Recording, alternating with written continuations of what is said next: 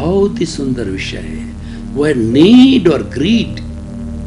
इतना सुंदर विषय है कि इस भेद को अगर हम समझ जाएं तो हमारा हर क्षण सुखी हो सकता है, हमारा हर विचार सुखी हो सकता है, हमारा हर कदम जो है प्रसन्नता का कदम होगा। हमें 24 घंटे में, जीवन भर में कोई उदासी नहीं आएगी, कोई कमी नहीं रहेगी और कोई तरह का कष्ट नहीं होगा। हमको नहीं, हमारे परिवार को नहीं, हमारे समाज को नहीं, देश को नहीं, विश्व को नहीं। वसुधैव कुटुंबकम की जो अवधारणा है वो इसी कॉन्सेप्ट पर आधारित थी, नीड और ग्रीड का भेद जान के। यानी need allowed, greed cross, not allowed. तो नीड को हम कहते हैं उपादेय, ग्रहण करने योग्य है, और जो हमारी ग्रीड है जिसपे क्रॉस लगाया हुआ है, ये दोनों का हम आपको जो है नॉलेज कराएंगे। What is need, what is greed, we will give you the explanation of the both things and we will try to differentiate need and greed. This differentiation will create a right knowledge to you, a right vision to you. Till you will not understand, that means gay, if you not know about both the things, then you can't separate it. You can't take the decision to which is to be ignored, which is to be adopted. That is why we have taken a very good topic today. That topic is a holistic.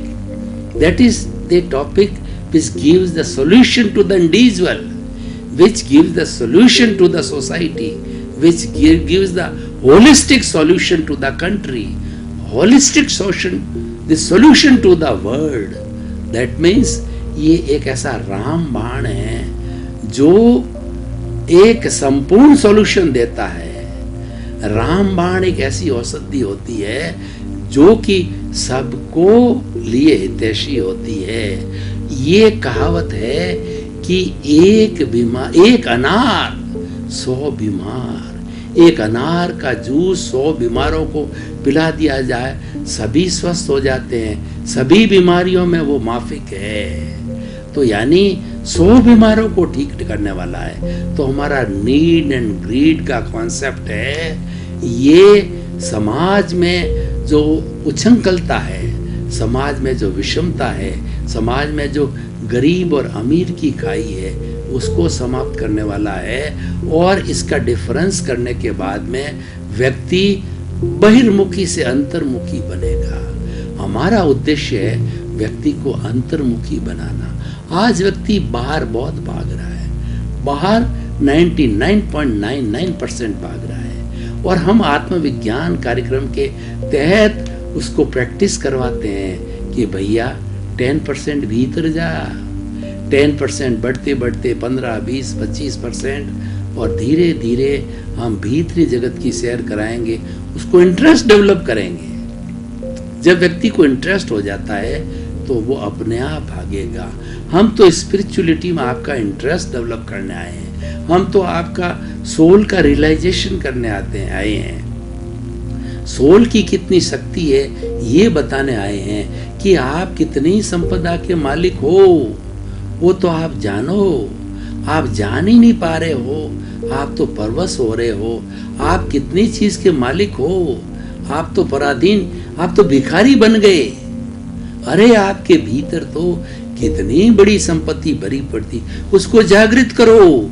Swami Vivekananda ने कहा है कि उत्तिष्ठति जागृते, जागृत हो, बढ़ते रहो, चलते रहो। जब तक चलते रहो, जब तक कि लक्ष्य की प्राप्ति ना हो। चरे वेती हम चलते रहे, कारवां बनता रहा। तो नीड एंड ग्रीड इतना सुंदर विषय। अब नीड पे आइए। नीड का अर्थ होता है आवश्यकता। मनुष्य के शरीर है, मनुष्य के परिवार है, मनुष्य का समाज है, मनुष्य के अतिथि आ जाते हैं, अतिथि देवो भव है, उसको देश के लिए करना पड़ता है, समाज के लिए करना पड़ता है। ये सारी आवश्यकता है, ये जायज़ है। आवश्यकताओं को हम ग्रांट करते हैं आपको। हमारी भारतीय संस्कृति ने, हमारे संविधान ने ये ग्रांट किया है कि रोटी, कपड़ा, मकान, शिक्षा, चिकित्सा, ये मूलभूत आवश्यकताएं व्यक्ति की नीड है, ये व्यक्ति को मुहैया करानी चाहिए और उसके लिए सरकार बाध्य है। इसीलिए सरकार बनती है और सरकार इन चीजों की व्यवस्था करवाती है। ये नीड की व्यवस्था है, सरकार ने इसको मंजूरी दी है, प्रकृति ने इसको मंजूरी दी है, धर्म ने इसको मंजूरी दी है, क्योंकि आवश्यकता की पूर्ति है।